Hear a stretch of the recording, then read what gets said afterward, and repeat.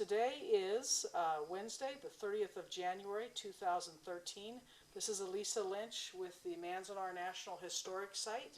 I'm accompanied by Kristen Lutkemeyer from our oral history program, and we are with Mr. Minoru Ted Kubota at his home at 14400 Llagas Avenue in San Martin, California.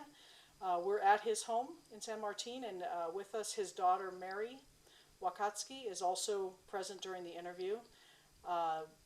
Ted was confined at Gila River and Tule Lake and Santa Fe before going to Japan. So we'll be discussing his experiences today in these camps and before and after the war. The interview is being conducted by Manzanar National Historic Site for our oral history program and will be archived in our site library. So Ted, do we have your permission to record and use this interview? Yes. Okay. I'd like to ask you first when and where you were born and your full name.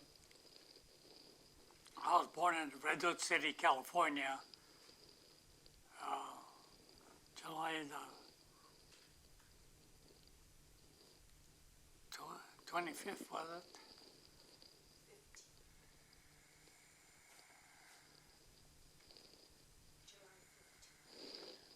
I think on the roster it says July 15th, Yeah, 1925. yeah, 1925. Okay. And your full name? Ted Minoru Kubota. Okay. Yeah. And were you given the name Ted at birth, or did you get that later as a nickname? He got the nickname because Minoru, people at that language can't pronounce Minoru. They pronounce it Manur. So what were your parents' names? My mother's was Kiku, and my dad was Masajiro. Masajiro? Yeah. And when were they born and where? Well, I don't know what year they were born, but they were born in both the Japanese citizens, yeah. From what part of Japan? Yamaguchi Prefecture, yeah. Do you know the name of the city or village? It's, I don't know the city name, but they were born in outskirts of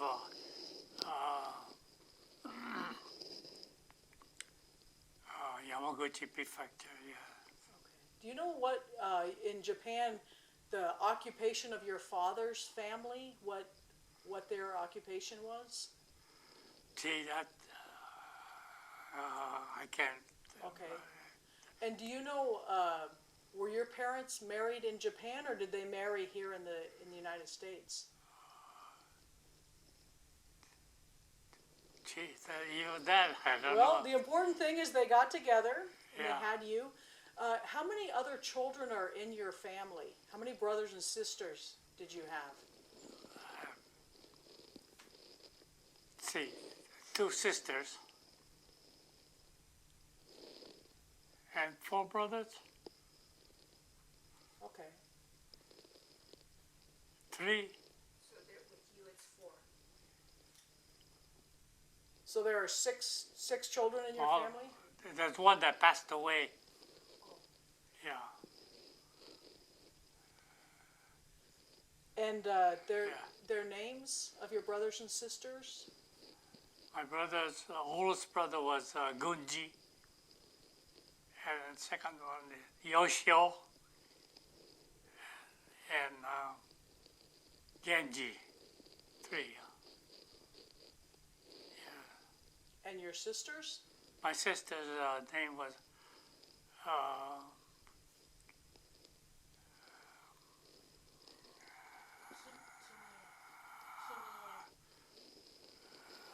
Miyako's mother.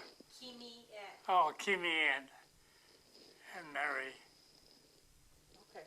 Haruko. Oh, Haruko. Haruko. Yeah, and we have the names listed also on rosters, so just just want to understand who's sisters and brothers. Yeah. Lisa, I'm sorry, could you move your hair away from your microphone? Oh, Thank you. too much hair. I should go to your barber. What is your earliest childhood memory? What do you remember of being a young child?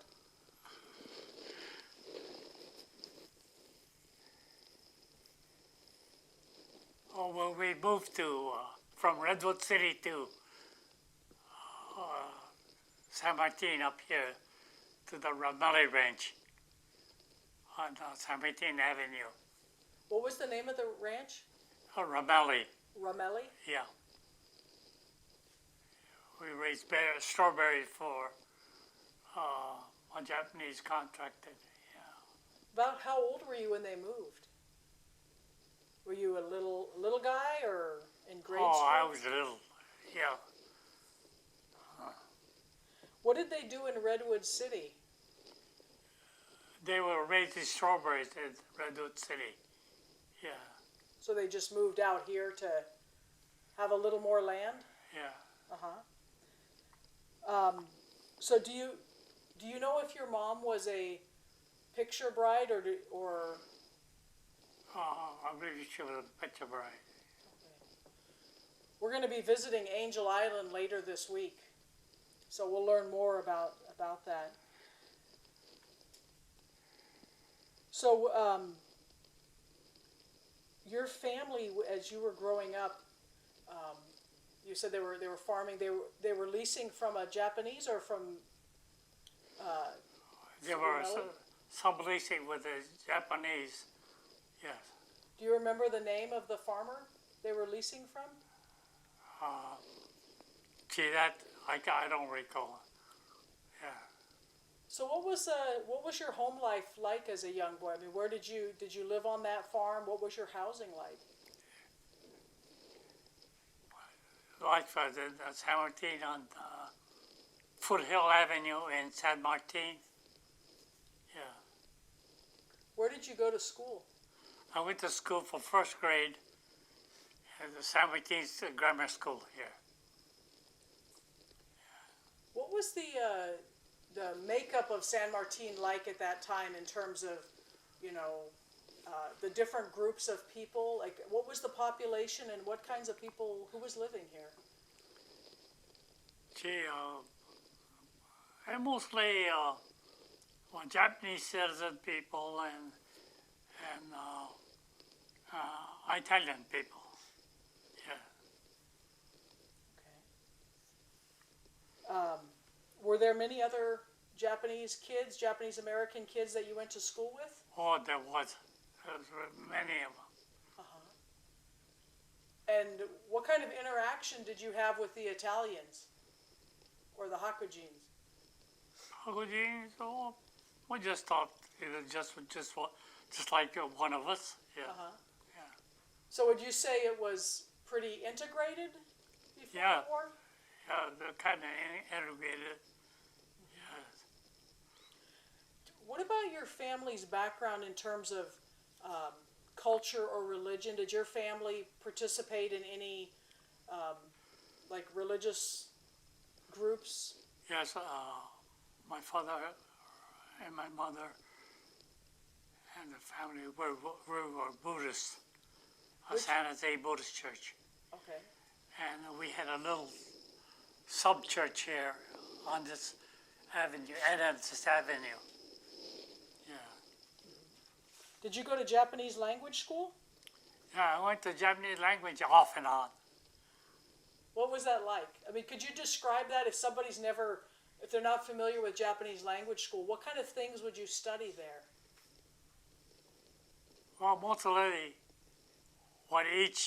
just like English, you have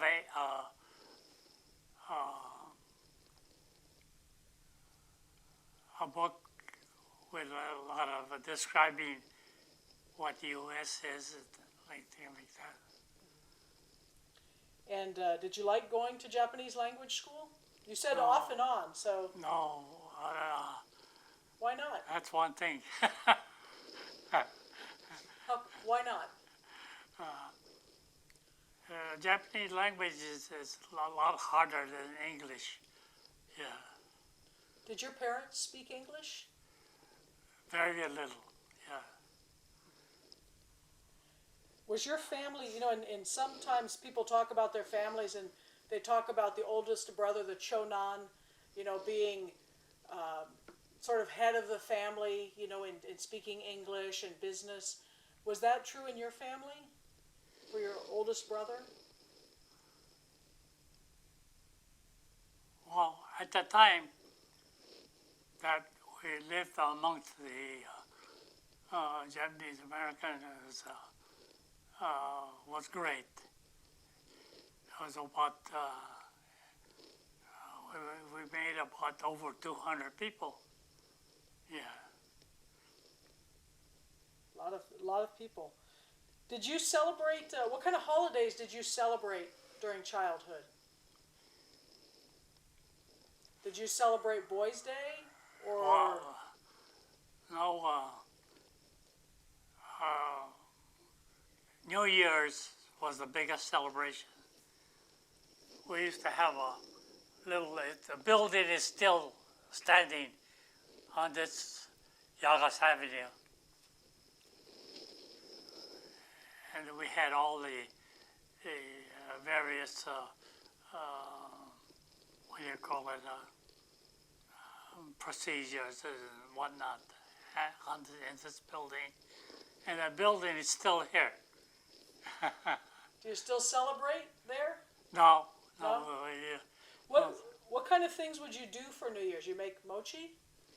Well, our family is really was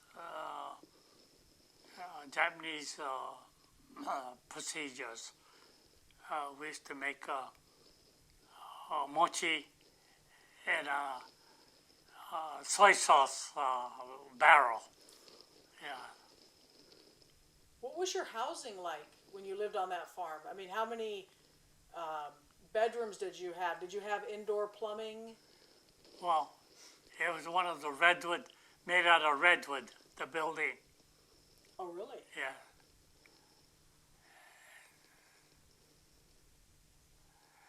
Was the house big enough for your family? You had a pretty big family. It was big enough for the family. Yeah. The population of Japanese really sprung up overnight. Just like on a strawberry patch. The ranch is still intact, but all the buildings are gone. Yes. Did you work on the farm? Yeah, I worked on the farm. What was that like? Oh, well, the only thing we did was farm. So farming, you think nothing about it. Huh? How many days a week did you work? Well, when we started going to school, we went to school from Monday to Friday. Yes. And did you work in the afternoons or on weekends? Yes. During the day too. I've heard that strawberry farming is hard work. Is that true? What's that? Is strawberry farming, is that easy work or is it hard? Oh, it's monotonous work. Okay, so did you do any extra events at school? Like, did you play sports or any other extracurricular events when you were in school? No, when time was up,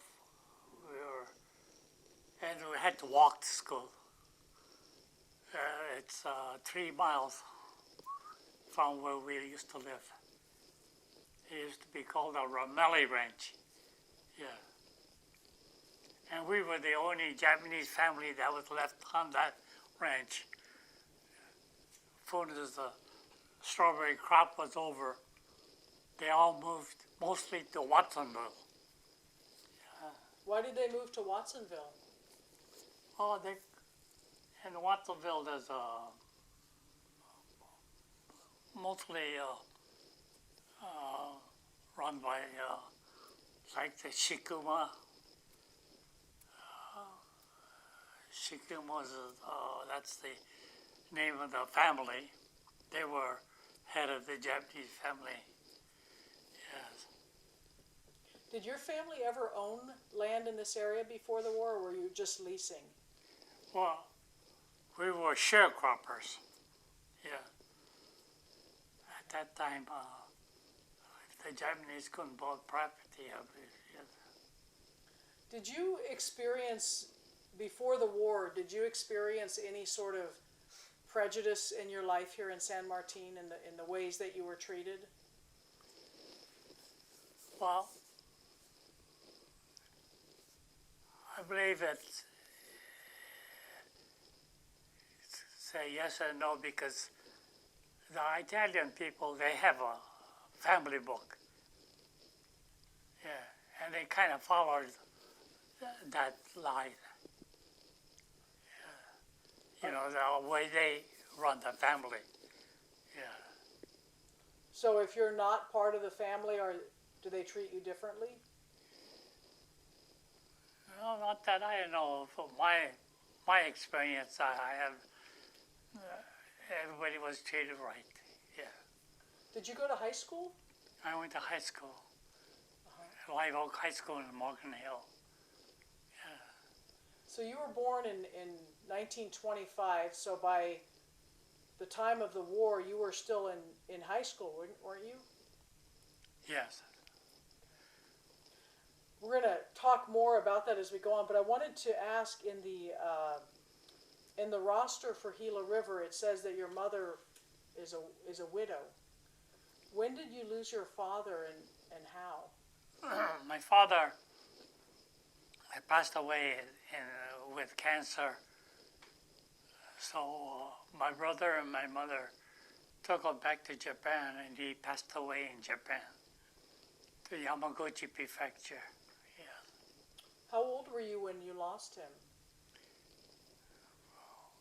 Well, I was only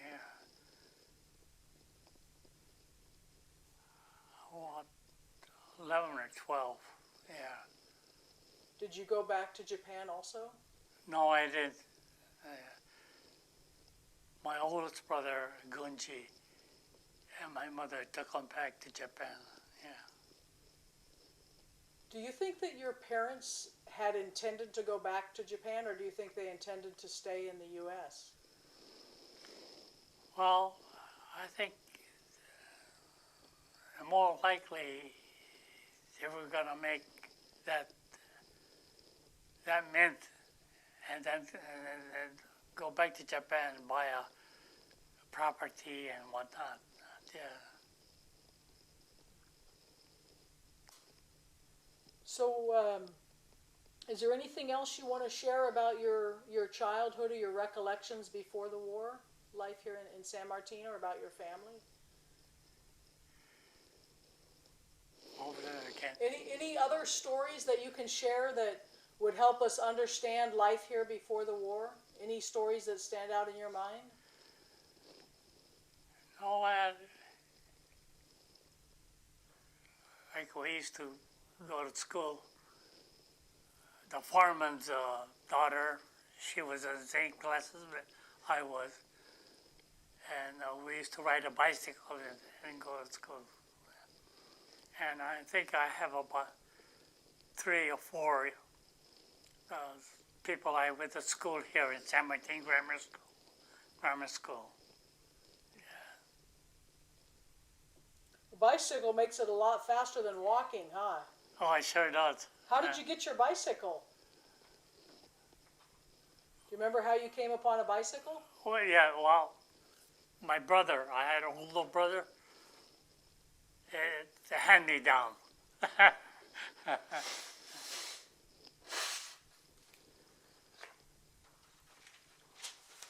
What was the foreman's daughter's name? What were the names of those classmates? Family? The classmates, the foreman's daughter, what was her name? The girl that rode the bike with you? Do you remember her name? Oh, Betty Wilson.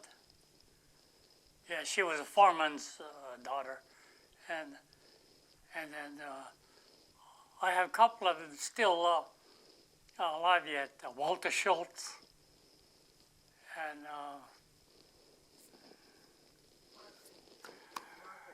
Margaret Turgeon. So your parents, did they ever learn to speak English much? No, they had the idea, I guess, they make the living, make the money, and then go back to Japan or live in Japan. Yeah. Were any of your brothers or sisters Kibe? What's that? Were any of your brothers or sisters sent back to Japan for education, or did all of the children stay here? Well, my oldest sister, she stayed there. I'd say maybe about 4 weeks, and she came back to the United States. How come? Well, she didn't like the life in Japan. Yeah. Do you know why they sent her over there? Well, Japanese language is something you have to understand. Yeah. And the family trait. Yeah. They can't say, the hell with the Japanese language and what. Yeah. Did you have much communication with family in Japan when you were a child, like in writing back and forth, or did your family keep in touch with their family in Japan? My mother, she wrote a lot of letters, but she never felt that her kids should be writing a letter, so they never had the opportunity to write any letters in Japanese. Yeah. So after your father passed away, who was the head of the family? Was that your mother or your brother? Or? I had a brother, not my oldest brother, the second to the oldest. He was kind of looked after the family. Is that Yoshiaki? Or No, that's Yoshiaki's father, Yoshio. Yoshio, okay. Joe. Yeah. Joe. So he was the one who looked after the family? Yeah. Okay. And what about your oldest brother? Was he still at home at the time? Well, he got to the age to get married, and he got married to Kibe Nisei. Oh, yeah.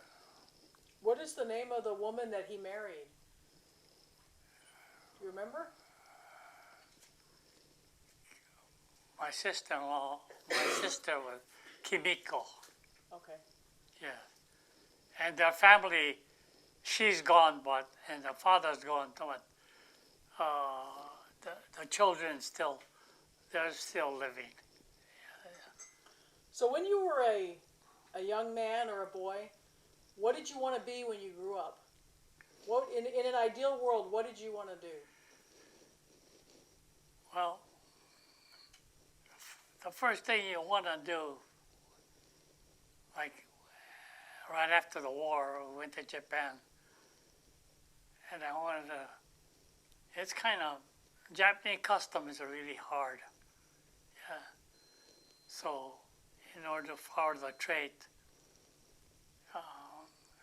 I was fortunate to come back. Yeah. Well, when you were a boy, when you were here before the war ever happened, did you have any aspiration of what you wanted to do when you grew up? Did you want to go to college? Did you want to be a farmer? Did you want to be a... did you think you wanted to do? Do you remember?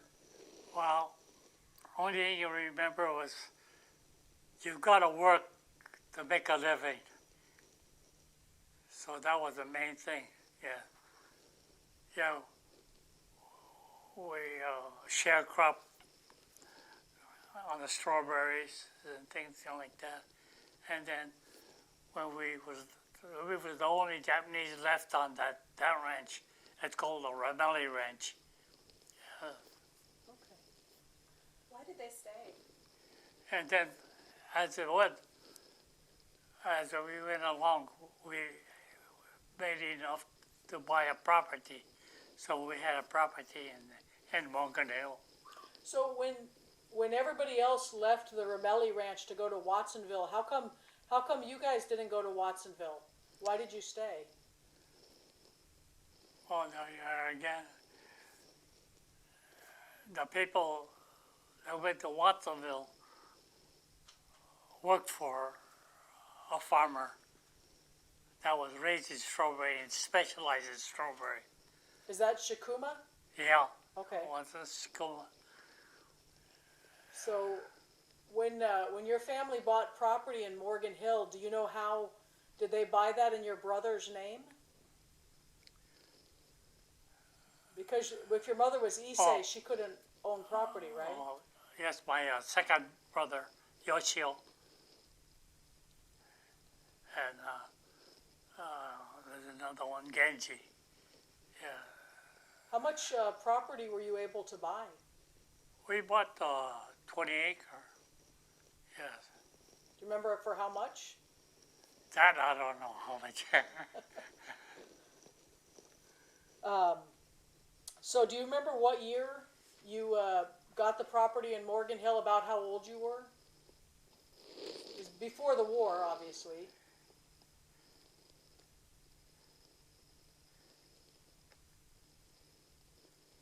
Gee, that's after the war, huh? Oh, it was after, okay. No, you had the property before the war. Before the war. Was your father still living when you bought it? No, my mother and my father just passed away already. No, Yeah. not your mother. Yeah. So your father was gone by the time you got Yeah. the farm. Was his illness, was it pretty sudden, or had he been sick a long time, or was it, do you recall? Well, my father, he passed away in cancer. At the age of they're living in San Martin here, and then my oldest brother took him back to Japan, and he passed away in Japan. Yeah. When you were, I'm sorry I'm kind of jumping around, but when you were sharecropping here, how many acres were you sharecropping? Well, normally a sharecrop maybe what, 10 acre. Yeah. So, what do you remember about before Pearl Harbor? Did you hear anything in the news about Japan and America? Any sort of tension, or were you following the news at all at that time? Well, at that time, we didn't think about any of the frictions the U.S. had. We didn't take it in consideration, I should say. Yeah. What do you remember about December 7th, 1941? What were you doing that day when you heard? Well, we got pretty well distraught that the U.S. and Japan is going to war. Yeah. How did you hear? Well, mostly the radios and newspapers. Yeah. Do you remember your mother's reaction? Our reaction was, well, we just got to make the best of it. And now we're in the United States, and we should be helping out the U.S. Yes. Did you have the FBI or anybody come to your farm before you moved? No, we never had the opportunity where we were overlooked by FBI's or any other subversive action people. So you were only 16 years old when Yeah. that happened. How did you feel personally? Do you remember your emotions at the time? Oh, well, emotions bad, but you say to yourself, you gotta make the best of it. Yeah. Did people treat you differently after No, that? no. To San Martin here, we lived. They were treated not just like another one of the people with citizenship. Yeah. So were you in San Martin at the time of Pearl Harbor, or were you already in Morgan Hill? Do you recall? Yes. Morgan Hill. You were in Morgan Hill? Yes. Yeah, that we were on our own then. What was happening in the other Japanese American families around you or at your Buddhist church? Do you remember anything, any of the discussions or how people reacted, in December and January? Do you recall any of that? Yeah, we used to recall a lot of that. It just can't be helped, you know. And I know that your family moved east to avoid going to camp. How did you find out, first of all, that you were going to have to move? Do you recall? Yes, it was over the radio, newspapers, that all aliens will not be tolerated living in the free zone. They call it white zone. Yeah. And so how did you know that you could move east? Well, we moved over to the other valley. We had some relatives there. Yeah. Are these relatives of your mother or your father? They were my sister-in-law's family and relatives. Yeah. What's the family name? What's that? What was the name of that family? Well, it was more like a company, a Japanese company. Yeah. Do you remember what it was called or the area that you went to? Yeah, they used to have a farm in Sanger. Yeah. And do you know how those arrangements were made Arrangement. to move over to Sanger? Yeah, well, we just packed the truck up, 2-ton truck, and we moved, and that was it. Yeah. So what did you do with your property in Morgan Hill? Our property, our neighbor, that called Ryan, he kind of watched that property over for us. Did they lease it to somebody else? Or, No, they farmed it themselves. and did you Because we had a crop in already. Yeah. and you said the family name was Ryan? Well, the name was Ryan. They were the neighbor of ours. Yeah, they kind of watched our property. Okay. I want to remember to ask you later whether that property was still there. Did you get it back after the war? Oh yeah, we got it. We received the property, and You're very fortunate. we raised tomatoes and things and whatnot. So when you moved over to Sanger, what were your living conditions like over there? Well, we were fortunate that there was a vacant building which we leased. So you said that they said that aliens could not be in this zone. Do you know if there was ever any talk of your mother going herself because she's the only alien? Or was it always a decision that the family would stay together? The family should stay together.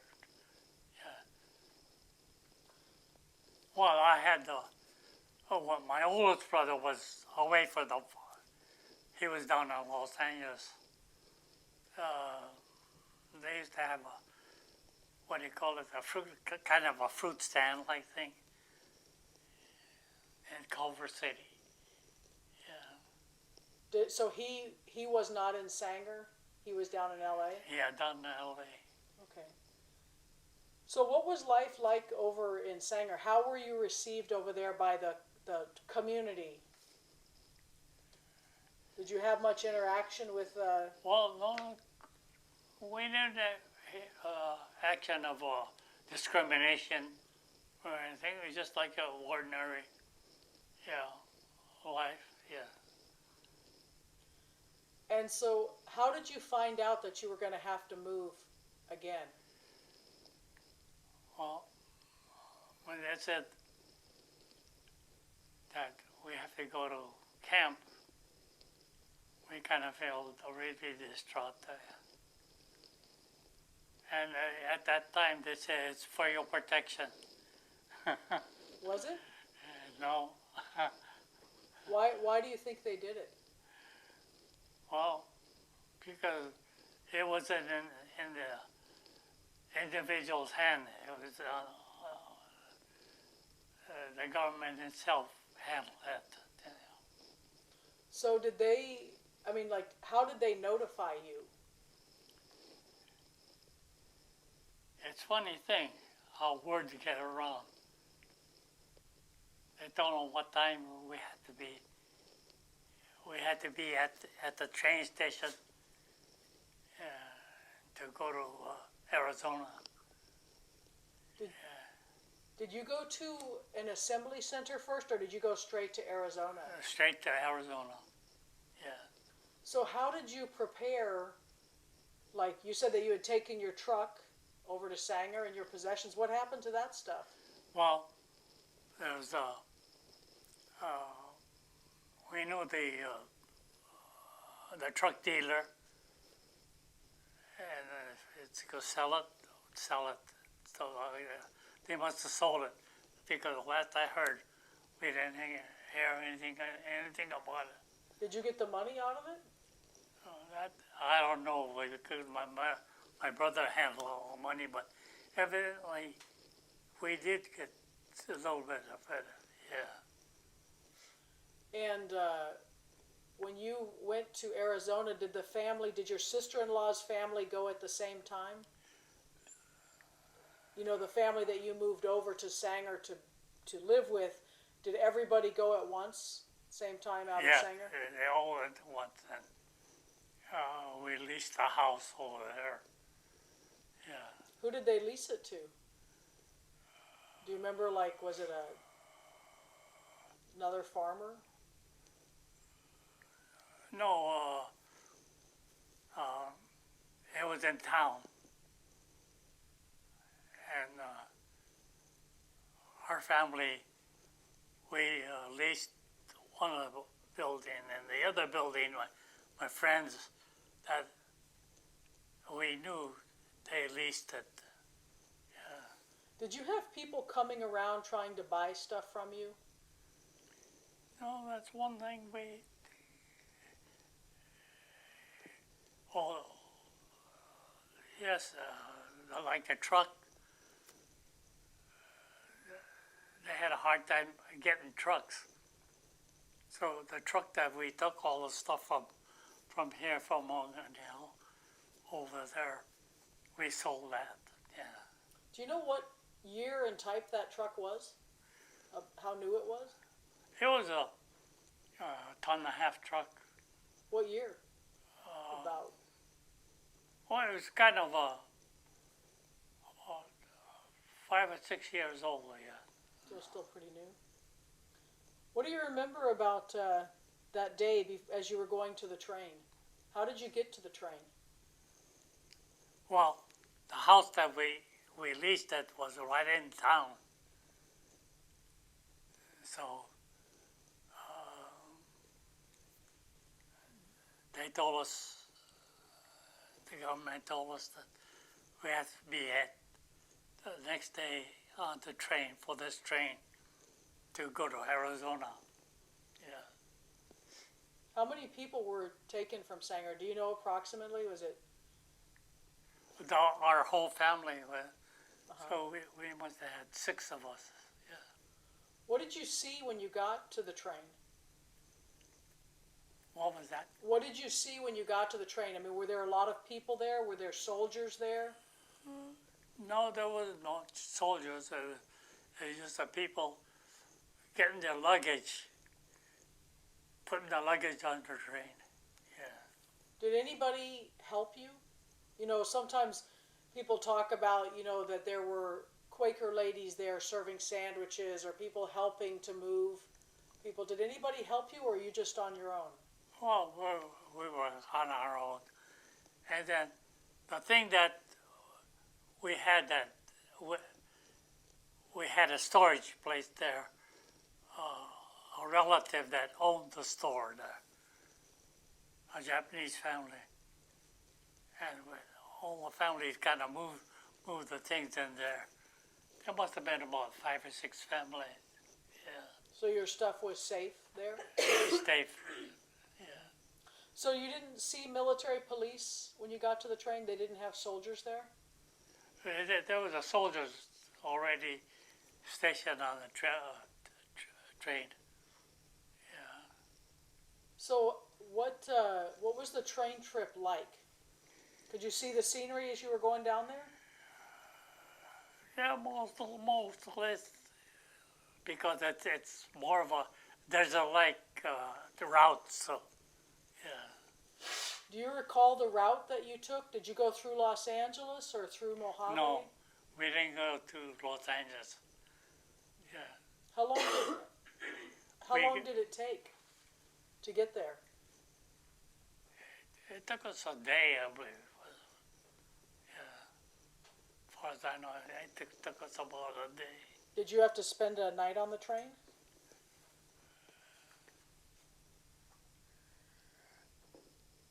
Yeah, I think we did. Did they stop the train anywhere and pick up other people? No, just that one place in Sanger, straight over to Arizona. Oh, it was just Sanger people? Yeah. Okay. What was Is there a depot in Sanger? is there a depot in Sanger? Or A was train station there? Yes, this was Japanese people. Huh? Was it normal for the There train was, to there was stop quite in a Sanger? lot Japanese people. So it was a regular train station there in Sanger? Yes, there was a train station you used to come through Sanger, go through Sanger. Yeah. Did you have to stop for other trains on the way, or did you just go straight down? No, you kind of stop, let the other trains go through. Did you see any people as you were going, you know, people like watching your train, or see any reactions of people in the other trains who saw you? Did you remember any sort of interactions on the train? No, our train went into Arizona without any problem, except for the heat and things that we had to encounter. Yeah. Do you remember when you went, what month it was that you were sent to Arizona? What's that? What month you were sent to Arizona? No, they won't tell us where until we got there. Uh-huh. Yeah. Did you have any interactions with the MPs on the train? Yes, there were MPs on the train. Did you talk to them at all? No, in a way, no. No? Did they have any kind of armaments? Any guns or anything? No. What was your first impression when you got to Gila? Well, the first thing it was they haven't completed the construction of the building, and there was cracks in the floors. Yeah. And they done all that while we were there. Yeah. When you when you arrived there, where did the train stop? I mean, because the train doesn't go through Gila, right? Where was the nearest, So I went to that city. What was the name of the city? And then they took us in trucks. there's, well, Phoenix is about an hour away, but Yeah. there's also a town called Sacaton. Sagaton. That's right, Sagaton. So you get off the bus in get off the Yeah. train in Sacaton, take a bus Yeah, to the bus. Gila. Not bus, Truck. trucks. Sorry. Manzanar had buses, but you had trucks. Yeah. Okay. But what was your impression when you saw the surrounding area? Gee, whoa. What are we getting into? What was your mother's reaction? Do you recall? Oh, when they got there,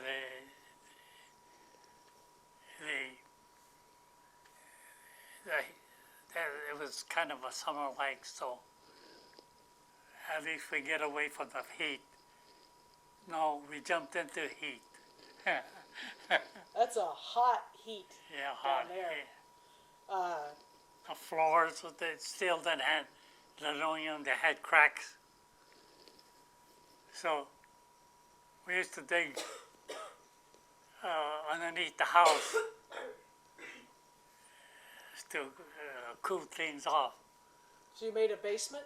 Yeah, basement, like a basement, like, yeah. Do you remember your address in Gila? You said you were in, And Camp 1, okay. Gila, yeah. Is that Butte or Canal? Canal. So, could you explain just a little bit about how Gila was laid out and the separate camps? Just describe, if somebody's never been there, a little bit about how that camp was set up. No, it was still being under construction.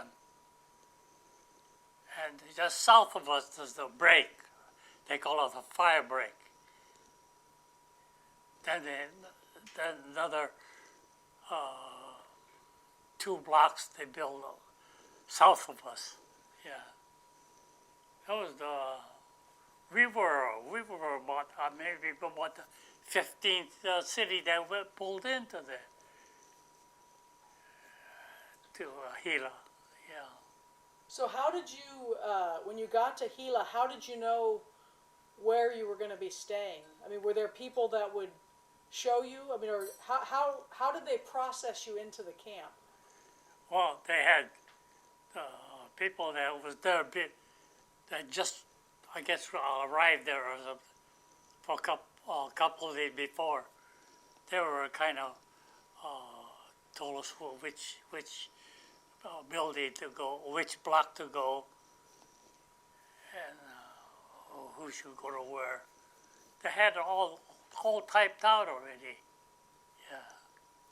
Did you have to get any sort of inoculations or tests or anything medically before you went to camp? Or when you got to Gila, did they do any shots or anything like that? Gee, as far as I remember, we didn't get those shots. Yeah. Went straight into. Load us up in a train. And the rural people of Sanger, they didn't go with us. They went after, right, the following day. So when you got there and you saw your barracks, Yeah. what did you think? You know, when we saw those cracks. But within 2 weeks, they had our linoleum laid out and whatnot. Did your family have its own apartment, or did you have to share with strangers? Well, our family had our own, which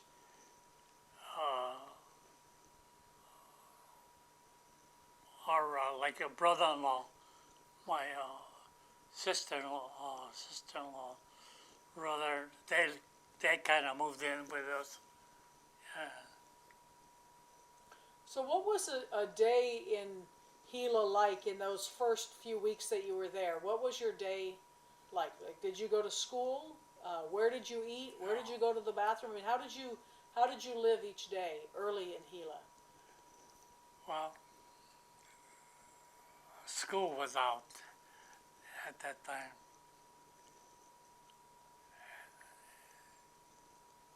And like at that time, they told us that this building is for the women, and this building is for the men. Yeah, For the latrines? yeah, latrines, yeah. So what were the latrines like? I mean, what was how many toilets did they have? How many people would use it at one time? Well, they were all seats, they weren't separated. You know, the view is, you sit 10, 15 people sitting. What was that like? They're like, geez, maybe I should wait a little longer. That's the way it was. And did you have communal showers there also? Yeah, the showers, they just heads sticking out. They weren't separated. No, not have stalls. It was just a straight shower. Yeah. What about what can you tell us about the mess halls? Well, the mess hall, the food they fed us, I would say you would shake your head. It's the same thing over and over every day. Yeah. Like what kind of dishes would they serve? Real salted fish that the army, I think, they missed. They couldn't send it to Africa. Yeah. And who were the mess hall cooks? Mess hall cooks was the people that went before us. They picked them out, and they were working in the kitchen. Were they good cooks? Well, if you want to eat, you shake your head. Did any of your family work in any of the mess halls there? Yes, my sister-in-law's brother, he was working in. Yeah. What kind of, just speaking of work in Gila, what kind of jobs did your family have? Like, did your mother work in camp? No, my mother didn't work in camp. One of my brother, he was working in a mess hall. And like my brother and myself, we worked on the farm. So tell me about your work on the farm. What did you do? Well, they had like squash and things. They had vegetable that it's a fast crop, and we worked on them. And so I got on the night shift of irrigating, and they put me head of the irrigating section. You were very young to be a head of a section. Yeah, well, night irrigator. During the days, the older people did. Yeah. Did Gila have a fence around it? Or guard Yes, towers? they. One side they didn't have a fence because they had what do you call it? Kind of a mound, like a break, like it's separated. A butte? Yeah. And then there are a lot of people. Now I hear people that tell the stories when they were in camp. They used to go way over on the west side there's a creek-like place. They used to go over there and do fishing and whatnot. Yeah. Did you ever do that? No, I never did anything because I got on a night. They made me a night shift foreman. So when you were out at night watering on the farm, did you have military police watching you? The whole military police upset the time from the farm to the camp. They sometimes they patrol it. Did they have guard towers at Gila? At the gate, yes, had Only at the guards. gate? Yeah. Did you like your job? Well, like it or not, if you want to get paid, they paid us. I know it was a night irrigated. There's certain hours we work, and that's the hour they pay us. Did you go to school in Gila? Yes, I did. I didn't. I went to school in Gila.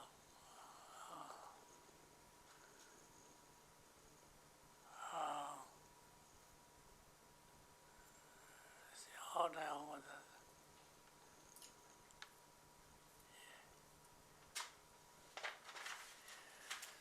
Okay, we're going to stop for just a minute and this is Elisa Lynch on the 30th of January. This is tape 2 of an interview with Ted Kubota, and we're talking about his experiences in Gila River Camp.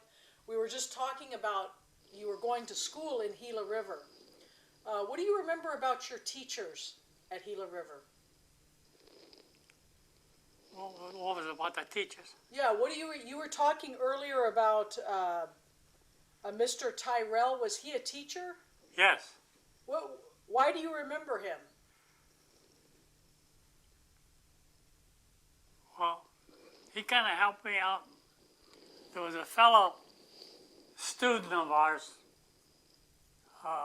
He got a hog problem. Deal hog, raising hog, and he just got fed up with it. Had to go get a truck. To get a truck, you had to go through to the truck yard and get and whatnot, and have to say I have a driver license. I had a driver license, so they picked on me to do it. And we had the fellow still in San Jose. What the hell is he? He repairs trucks on south of San Jose.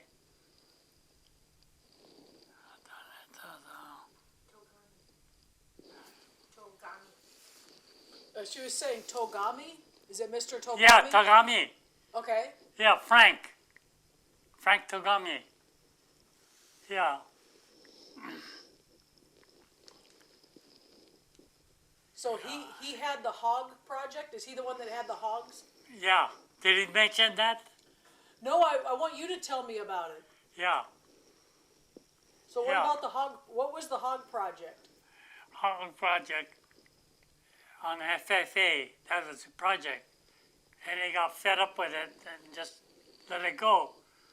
So Mr. Tyrell, our ag teacher, he says, can you look after him, Ted? So I took care of the hogs.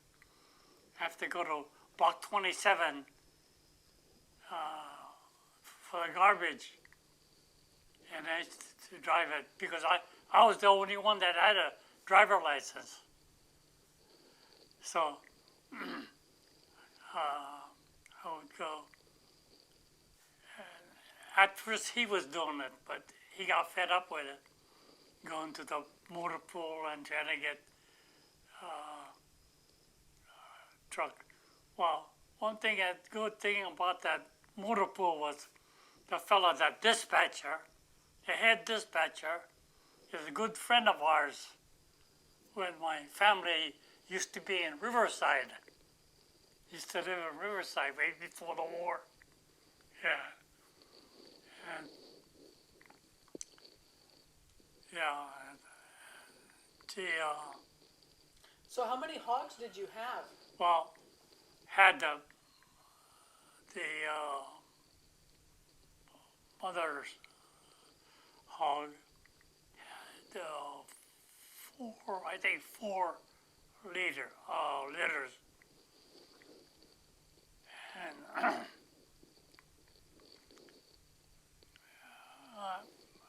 I used to, every day I had to go out. I had a driver license, so they used to, and a fellow that used to run the motor pool, Mr. Yoshida, a good friend of ours. He's he was from Riverside, but they evacuated to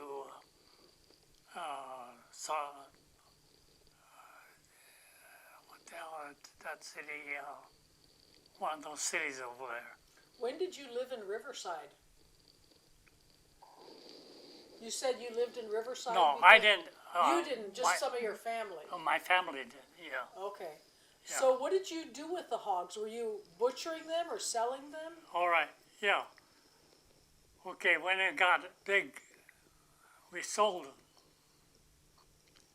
And let's see what.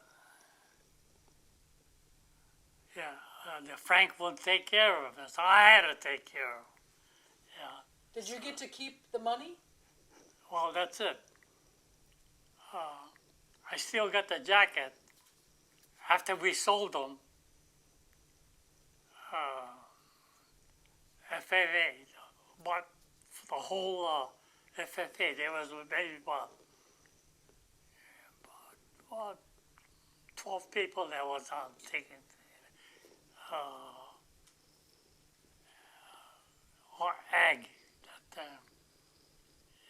And yeah, I sold the thing. So you still have your FFA jacket? Yeah, that jacket they sent to me. They bought that afterward. They got the money out of the treasurer. I think all of those guys. His name was Frank Togami. Yeah, he has a garage in San Jose, south of San Jose. So when you were in Gila, it sounds like you were pretty busy going to school and raising the hogs and driving the truck. Yeah. Did you play any sports in Gila or watch any No, sports? that's one or- thing. I didn't play no sports. Yeah. Yeah, I know there's the story of Mr. Zenemura in the baseball field there is pretty famous. That's Camp 1, Camp 2. In Camp 1, we didn't have no like the one they had in Camp 2. Anymore, I don't, because some of our friends were good friends of Zenimura, you know.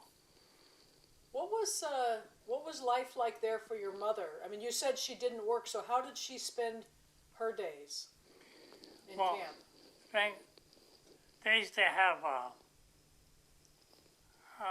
like sewing clubs, whatnot, and she used to go to those. Yeah. My sister-in-law was also go to this, you know. Did your mother still keep in touch with family in Japan during the war? No, well, we have cousins, and they kind of corresponded, but when I went back myself, see, because I was in a different camp. One of my other brothers, they were in that camp in, what is that, the other camp? Bismarck? Bismarck. Yeah, he was at Bismarck. Okay, so talking about Bismarck and other camps, what can you tell me about the loyalty questionnaire. Do you remember? Oh, yeah. What? Could you explain that to me? What's the big deal about that? What was it anyway? Well, if you answered one way, you're in favor of the government. If you answer another way, you're against the government. And do you know why they had that questionnaire? And I was against that, the way it was worded. So I said no. So what were you against about the wording? Let's see, what was it?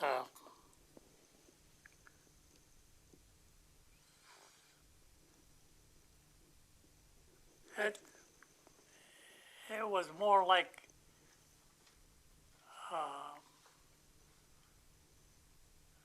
the wording they came out with. So one of them, I think, said something like, will you serve in the U.S. military wherever ordered? And one said, I think, will you renounce your loyalty to the Japanese emperor? Something along those lines. Does that ring a bell? Yeah. Because they had several different versions of it. And they had, How did you decide how you were going to answer? I mean, did your family confer with each other and say, let's all answer this way, or did you just make your own decision? well, we talked it over with the family. And we figured after the war, or whatever it is, we go back to Japan. Yeah. How come? Well, there's no future for us. This is, they took our land away. Yeah. So one of our friends, he kind of farmed it. Mr. Ryan, I think it was. Yeah. So, did you know, at the time you answered that questionnaire, did you know that if you said no, that you were going to be, eventually you'd go back to Japan? Did they tell you that? That's right. And did you know that you were going to go to Tule Lake at the time? No, at that time we didn't know. So what did you think was going to happen if you said no? Did they? When they said that, whoever said no would go to the lake, so that's the reason why we went to the lake. So when you did your questionnaire, did they interview you or did they just give you a form? They interviewed us. Did anybody try to talk you into changing your mind? No, they didn't do anything to change our mind or anything. Yeah. Did you, at the time, were you worried about your answer, or were you pretty confident that that's what you wanted to do? Well, we already talked it over, my brothers and whatnot. That I guess we had to do is back up and go to Japan. Did they tell you if you would go to Japan before the war was over or after the war was over, or they just said you're going to go to Japan? Well, they said that just at the end you go. Yeah. Do you know, you said Mr. Ryan was farming your land Yeah. here in San Martin. Is that when you, I mean, how did you let go of your land? Did you sell your land here if you weren't coming we back? sold that. We sold that land while we were in camp, I believe. Yeah. In Gila River? Yeah. Okay. Was there any kind of, I mean, what was the interactions in camp between people who said yes and people who said no? Like your classmates, your friends, your neighbors? Did people treat you differently based on how you answered the questionnaire? Our friends.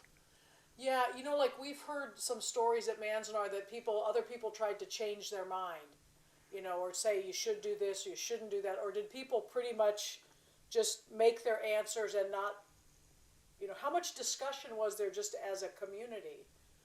Like meetings, or is it just your family decided by itself?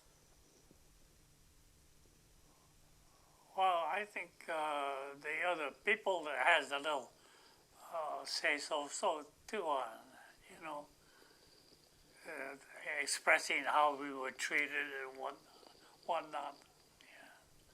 Did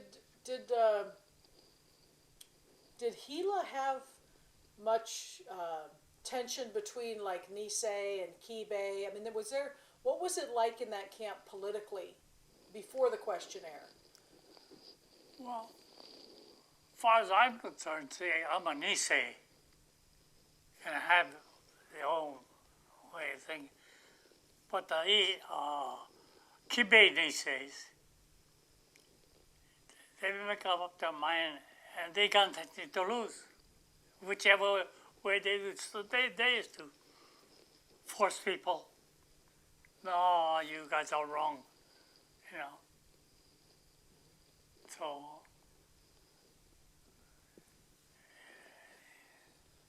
Did they, when you were getting ready to go to Tule Lake, how much notice did you have that you were going to Tule Lake? Did you know in advance when you were going?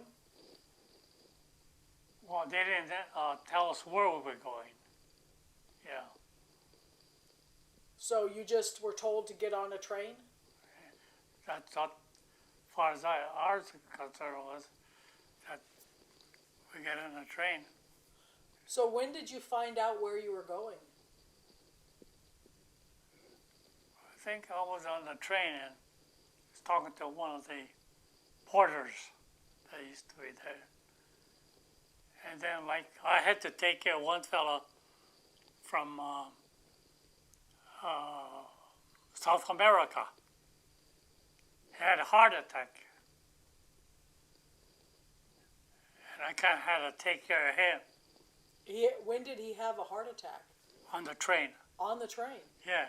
And they took him off somewhere on the way. They took him off, yeah. Did he survive? No, he didn't survive. He passed away.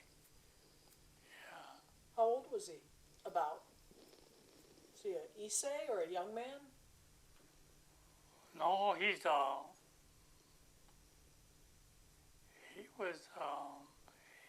he was already, I'd say maybe, 40, 45 years old.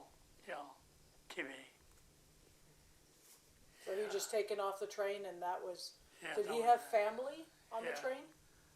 Did he have a family with him? No, he was alone. Yeah. Did you know him before that? No, I didn't know him. So Then they put me as a car captain after he passed away. Because I think they had a possibility that he could have lived if things were taken in their hands more. you had a lot of responsible roles at a very young age. Because you were only, 17, 18 Yeah, by that time? yeah. Not yet 18. So what did you see when you arrived at Tule Lake? What's that? What did Tule Lake look like when you got there? Well, one of my oldest brother was in Tule Lake Was he a with no-no? family, with a family. What camp was he in before Tule Lake? Just Tule Lake. Only Tule Lake. Yeah. Okay. So how was Tule Lake? If you compare Tule Lake and Gila, what is the difference? I mean, what would Tule Lake be like when you got there?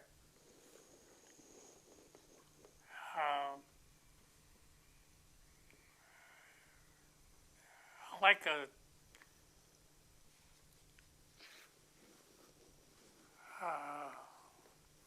Arizona camp was a lot better. Why? What was The- better? The people's attitudes. They didn't meddle in other people's business. So what was it like at Tule Lake? Tule Lake, you do this, and that's it. Was it like that from the first time you got there, or is that something that started and grew? It started as a group, time came, they put more pressure on us. So one of the things from what I understand, is that, like, I think it was 6,000 people who were not no-nos stayed behind in Tule Lake, and then 12,000 no-nos came in, something along those lines, because you still had some people who were in Tule Lake when all of the no-nos came in. And I've heard people talk about tension between those people and the no-nos, and that, you know, I mean, what can you tell us about just the climate of Tule Lake and how it changed during the time that you were there, and the interactions you had with other people? Well, I think they let the Japanese-speaking Niseis, they call it Kibe Niseis, a little bit too much power. Yeah. Who gave them that power? Well, I guess they would say the camp project manager. Yeah. Is that Mr. Best? There was another one. Is there? Okay. Was there any difference in security between Tule Lake and Gila? Did you have guard towers at Tule Lake? Yeah. Arizona camp was more lenient. Yeah. Do you know how many guard towers there were at Tule Lake? What's I that? mean, how much security was there at Tule Lake? Like, did you see soldiers or guard towers? Is that... Didn't one boy get killed in Tule Lake? Yeah. That I remember. So from then it got really, really strict. Yeah. How did he get killed? Well, you couldn't do this, you couldn't do that. Yeah. Because at Tule Lake, I used to go to work on the hog farm. Were you under guard then? You know, we weren't on the guard, but to come and go, there's an armed guard. Do you remember anything about the strike at Tule Lake when they brought in strike breakers? That's one thing. They used to have enough meetings at the farm mess hall. Mm-hmm. But like in our case, the hog farm, we didn't have anybody go to strike, what you call it. So the more or less like kind of sway the people, huh? Sway the people. Yeah. Because Tule Lake was under martial law for a period of time. Do you remember that? Yeah, I remember that. So what was that about, and why did it happen?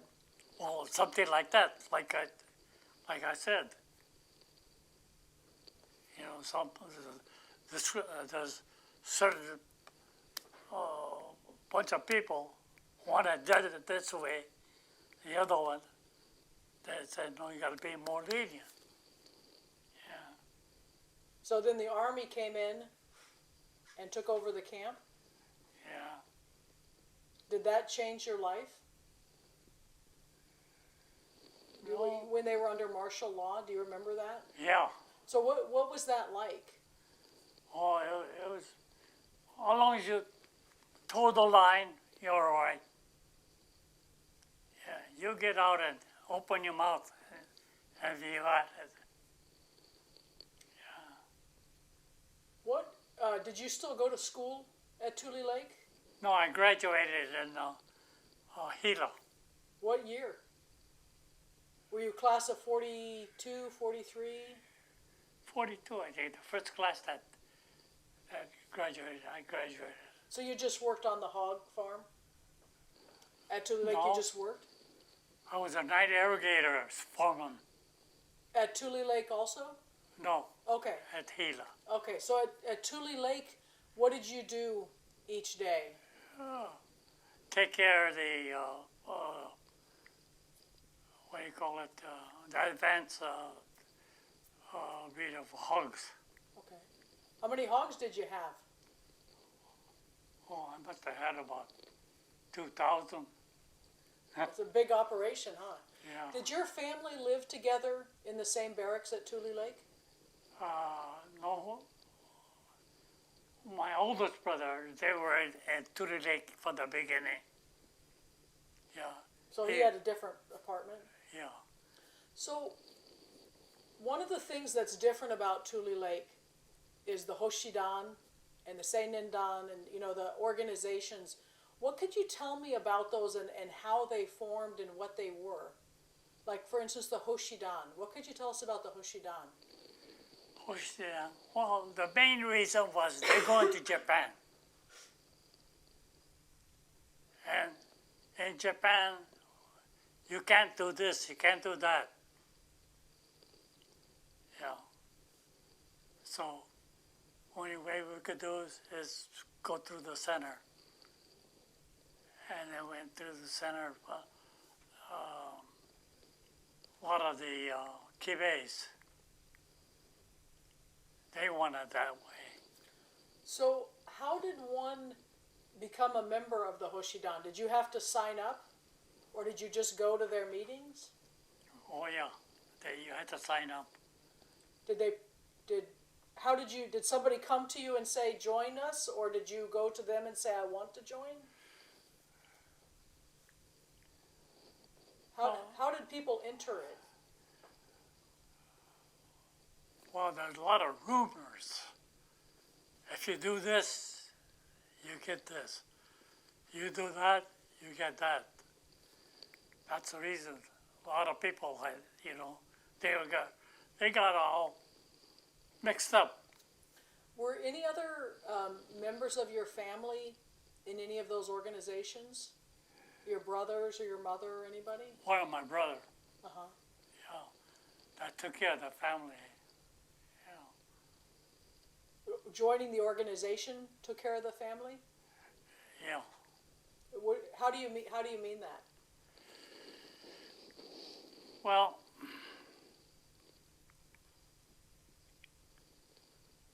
it's hard to say what it.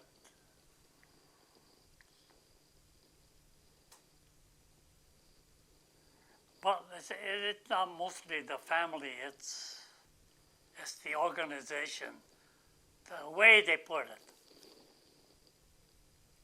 They put the pressure on you. Yeah. I have heard from people that there was tremendous pressure to join, and a lot of suspicion of those who didn't. That's what I've heard. Yeah. That there was a lot. So, what? I've seen some of the pictures of the Hoshidan. The demonstrations. I talked to a man named Bill Nishimura. I don't know if you know him. He's from Southern California. You know Bill Nishimura? He's the first person who I ever interviewed who was Hoshidan. And so he told me about the bugle and how, they had the bugle and I forget the chant. Washoi? Is it that they would go around with the bugle in the morning? Could you so he has a lot of stories, but he's the only person that I've ever talked to who really talks about it. I'm curious for you what the experience was, how your life was different because of that. Like, were you there in the mornings when they would do the demonstrations and the calisthenics? Did you have to do that? Well, I used to skip most of those. How did you get away with that? Because I told them I'm taking care of the hogs. I had another brother with me. He's older than me, and he's the same way. We had a real experience, not experience, but responsibility with the animal. So you were excused Yeah. from it? Yeah. So a lot of things we didn't believe the way they do things. Yeah. And then half the time we're not on the camp. We're out in the field taking care. We had a hog farm. Right. Yeah. So I know people have. Well, I've seen some of the photographs. With the young men with the hachimaki, right, Yeah. and shave their heads. Is that a common thing? Like if people were in the Hoshidan that they had to do that, or is that something that people would just choose to do if they wanted to? Just the clothing and the hachimaki. They had their already mind made up. They gotta go to Japan. Yeah. So in order to go to Japan, you have to be 100% for the Japanese government. Yeah. Did your mother give you any advice about, preparing for Japan, or involvement with any of those groups? What did she think of that? Since she was Japanese. Yeah. Well, she didn't meddle too much with us on that. Yeah. Like my brother, my oldest brother, he made up his mind he's gonna go to Japan. So he did. Him and his family. So were you involved in any of the demonstrations up No. there? You just stayed with the hogs? Hog farm. Yeah, I go to the hog farm. Did the WRA treat you differently after you became involved with the Hoshidan? Or other people in the camp, did they treat you differently? Well, in a way, the one that was for Hoshidan, they had their idea. Yeah. So other people have told me that people who were not in the Hoshidan, that they were very scared Yeah. of the Hoshidan and threatened by them. What would you say about that? I mean, what was the experience like if people were not in that group? How were they treated? Well, they treated the people that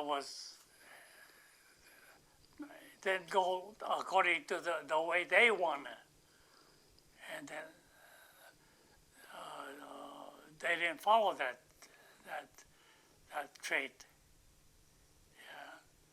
So what would happen if somebody was in camp and they didn't follow the Hoshidan? How would they be treated differently? Who you mean? Who treated it? How did the Hoshidan treat people who were not part of it? Oh, yeah. You had to have a good reason why you don't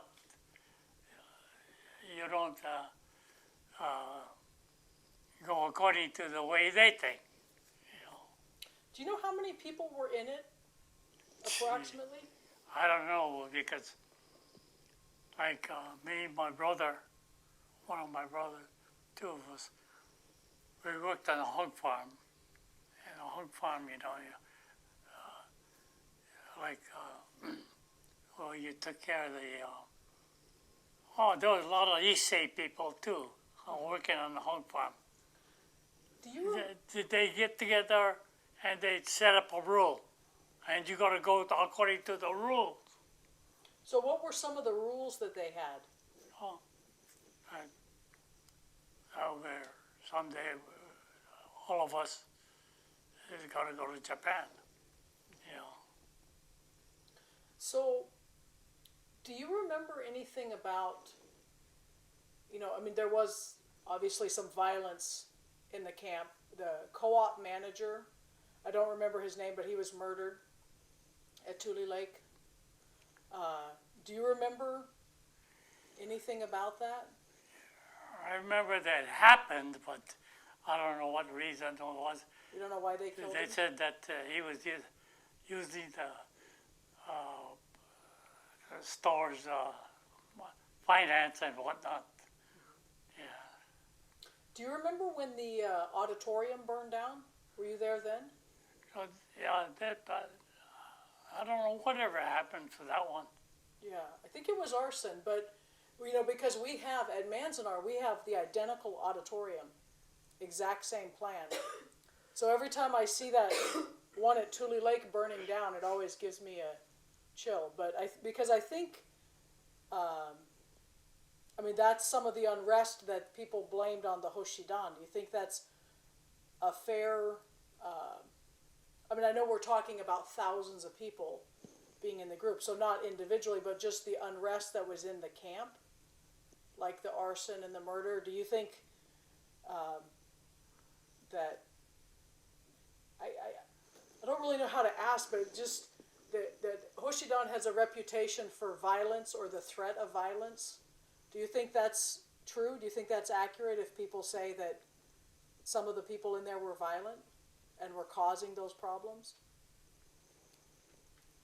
Geez, that's new to me. Yeah. Yeah, well, and again, if you're talking about 5,000 people, it's hard to, I'm not saying everybody, but that's the reputation, because of some of the security and some of the problems up there. One question I have, Ted, you said that you and your brother didn't believe some of the things that the Hoshidan believed. What were those things that you didn't believe that they believed? Well, our brothers and whatnot, we didn't think much about them, or the way they think is their way of thinking.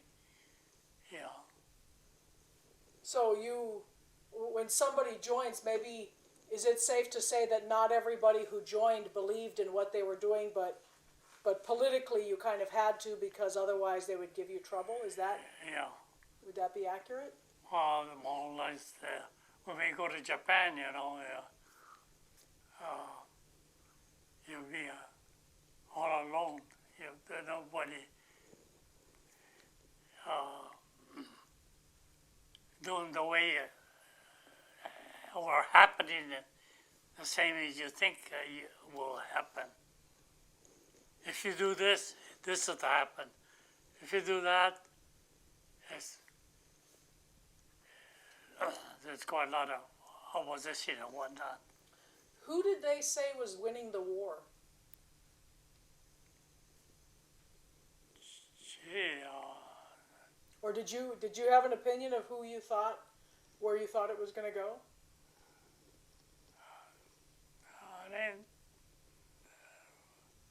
I didn't think much about that. I think more about taking care of our responsibility is on the hog farm. Did you have any experience there with the stockade or the jail, or people being in the stockade or jail? That the jail is still there, and the Park Service actually is going to be restoring it. And some local family there got all of the jail bars after the war for scrap metal, but they didn't melt them down. They're returning them, and they donated them back to the Park Service. So now they have all the jail bars and the doors. That they're going to be restoring that jail at Tule Lake. And so one of the things they're really interested in is any history that people have, either having been in the jail or knowing people in the jail or having been around the jail, because they want to be able to explain to visitors, because that's one of those buildings that's still there. And I know Jimmy Yamaichi built it. So he built it very well because it's still there. Were you ever inside that or anywhere near it? Either No, the stockade I don't know or jail? anything about it. Huh. Yeah. They had a lot of people crammed in there. Yeah. Um, Well, one thing you got to remember that, once you're in the jail, you go according to the jail rules. And a lot of them, they didn't think it was that. because I think, from what I understand, most of the people who were in the stockade and jail, a lot of those were the Hoshidan guys that were being picked up and put in there and then sent off to other camps. And, whether it was whether they were correct or not and who they were sending, that's what they were doing, is rounding up people, putting in there, and then shipping them out of the camp. Yeah. But, you know, we, the Park Service, we're very glad to have that jail because I think it will help visitors understand why Tule Lake is different than Manzanar, is different than Gila. You know, that it started out the same, but it became something very different. And so that's why understanding the history of that is very important for people because that's what makes Tule Lake different, you know, in part. So that's why I was asking if you knew anything about it. So you don't know anybody who was in there, in the jail? Only thing, I know one of my brother that was against all that was sent to a jail in California, Northern California somewhere. Was he a draft resistor? Probably that was it. Because there were a group of draft resistors that were sent to jail in I California. think that was Jeff Resistor. But then the judge let them go. Did he come back to camp afterwards? They came after camp, but they kept on hounding him. Were you ever drafted? Did you ever get a draft notice in No, camp? not me. Who hounded him? Who was hounding him? You said they kept hounding him? Who hounded him? Your brother that was in jail. Well, he was in jail, but we don't know who was pulling the string. Oh, why he was sent to jail. Yeah. But Yeah, did- they sent him down to Southern California, not Southern, Northern California, to one of the jail for 1 week or 2 weeks. and then he came back to Tule Lake? Yeah, they said came back to Tule Lake. But they never bothered you? No, He had trouble when he came back to Tule Lake? they sent him back to Tule Lake, and after that, They nothing leave him happened. alone? Okay. Do you know why, well, let me back up for a moment.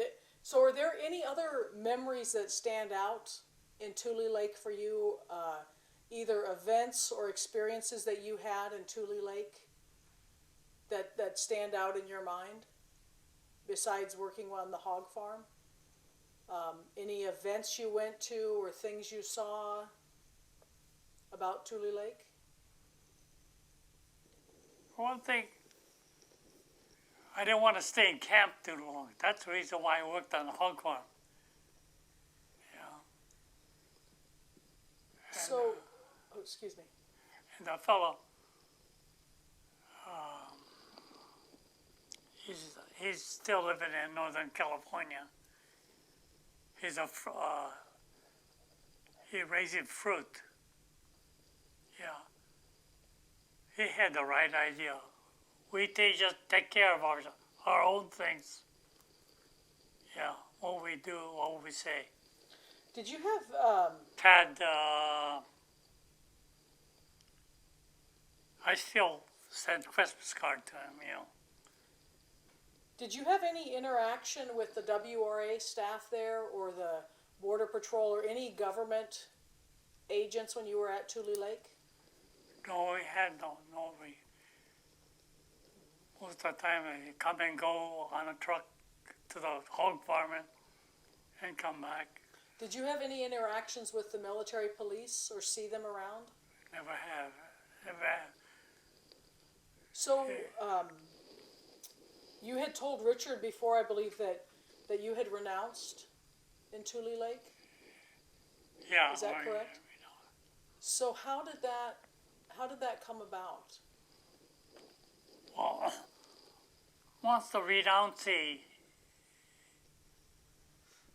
they make up the amount as a renouncee, you stick with it. You don't deviate. Did all of your family renounce? Not all of them. No, in fact, the one that they sent to jail in Northern California, he was strictly At the end, he did go to the army. Oh, he did. Yeah. Then Which- when I was in Japan, he come to see me. So which brother is that? That's the third one. Yeah. So did any of your other brothers renounce? Yeah, I think I rest out. Is it Genji who went into the army? The one that he renounces citizenship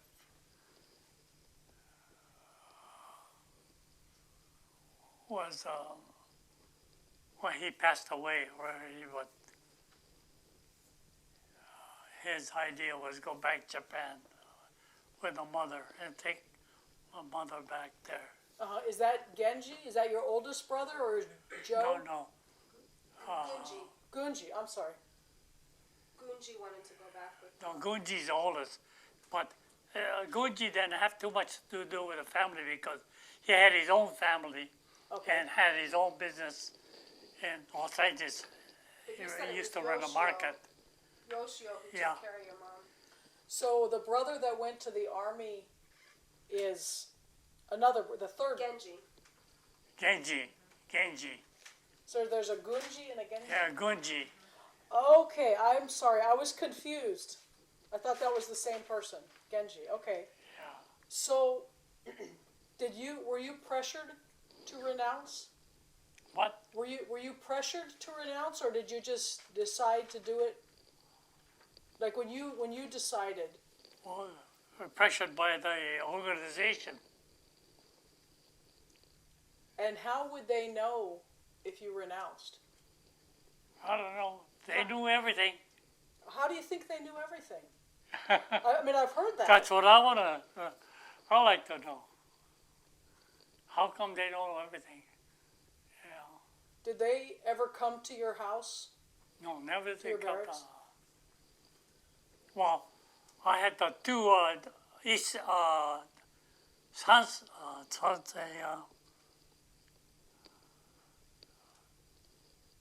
They were Japanese. They were born in things. One is my brother's brother-in-law. Another friend to this fellow. They were always against certain things, and they set their mind. They're going back to Japan. That period. You know. So, when you left Tule Lake, according to the roster, you left earlier than the rest of your family. That you were sent to Santa Fe. Yeah, I was in Santa Fe How come?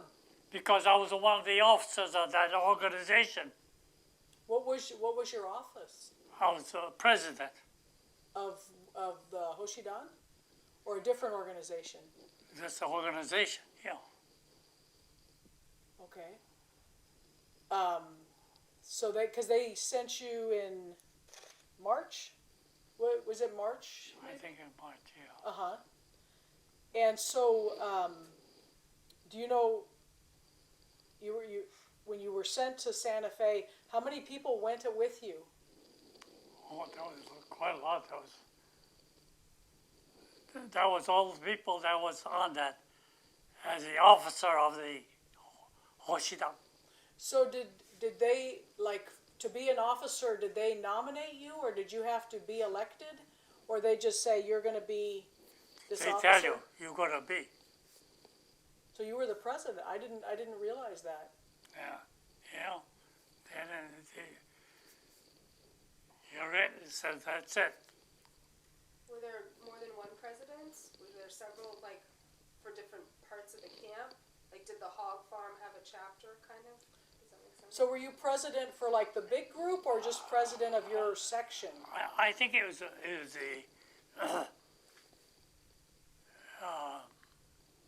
what do you say?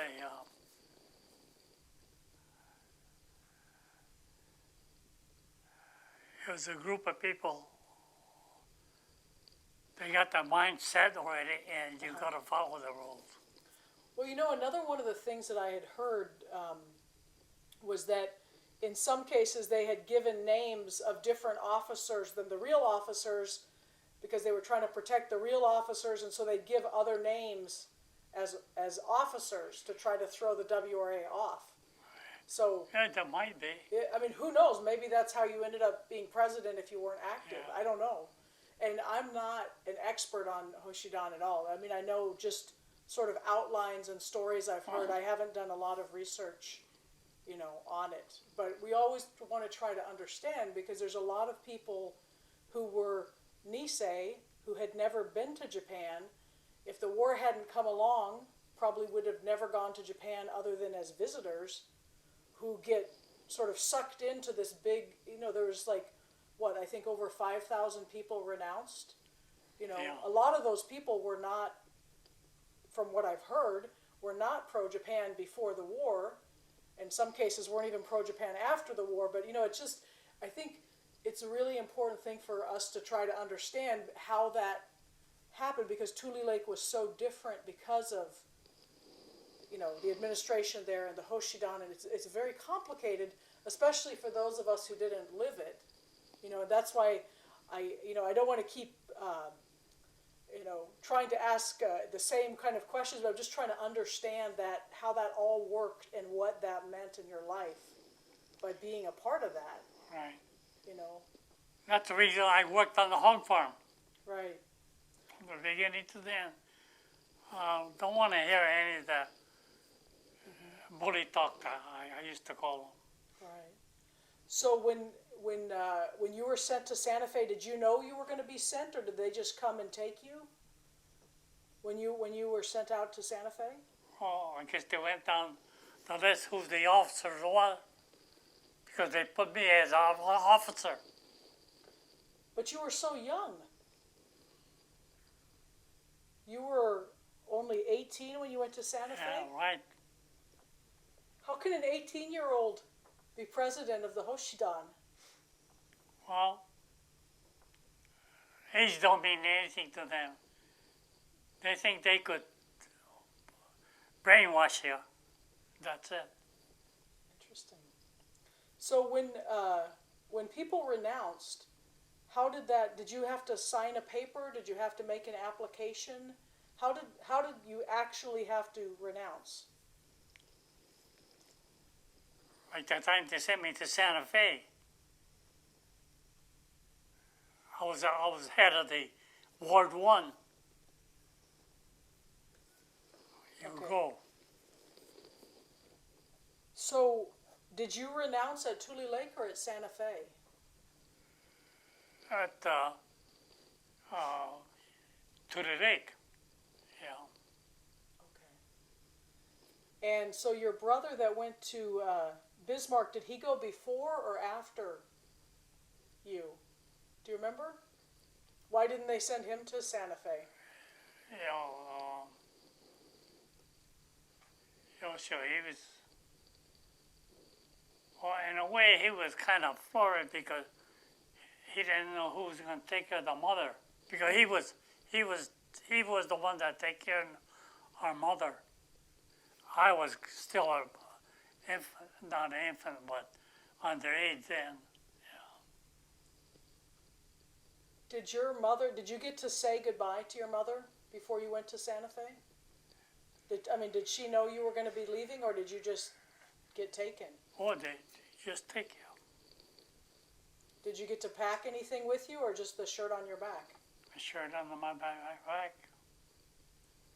Because they had their own clothing attire at Santa Fe. So, what was Santa Fe like compared to Tule Lake? I mean, could you explain, if somebody doesn't know anything about the camp at Santa Fe, what it was, how it was different? Well, it's funny. It's how the Santa Fe was a lot quieter. The people that even talked about their conviction didn't say anything. Yeah. You go. So when you were in Santa Fe, that's Department of Justice camp, right? How was that different than a WRA camp? Like in terms of security and housing? Well, they made a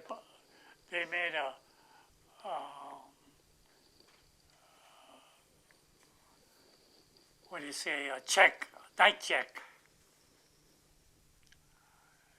every night. And the fellow that used to make that night check used to be one-legged. Oh, really? Yeah, he could clomp, clomp, clomp. And, when he's come, you could tell he's clomp, clomp, clomp, clomp. You remember his name? No, I don't want his name. Well, he was a Hakujin? More like a Spanish-like. Yeah. Did they have guard towers at Santa Fe? Huh? Did they have guard towers at Santa Fe? Yeah, they had a count hour. Yeah. Uh-huh. Yeah, at a certain time in the night, they come, clump, clump, clump. Did you get to, when you were in Santa Fe, did you get to correspond with your mother and your family in Tule Lake? Were you in touch with your family at Tule Lake when you were in Santa Fe? My God, I didn't make that much. The mindset already gonna go to Japan, and that was it. Were you there at the same time as Bill Nishimura? Huh? Do you know it was Bill Nishimura there at the same Oh time? yeah, I know Bill. Was he Bill there was at the in same my time? from my ward. Yeah. Yeah, he's told a lot of stories about Santa Fe. Yeah. And I can't, it's been 10 years since I interviewed him, so I don't remember everything, but it seems like there was some story about trying to force people from the train. I don't remember, but I didn't, I'll have to go back and listen. So we're going to stop and take a quick break again for the tape.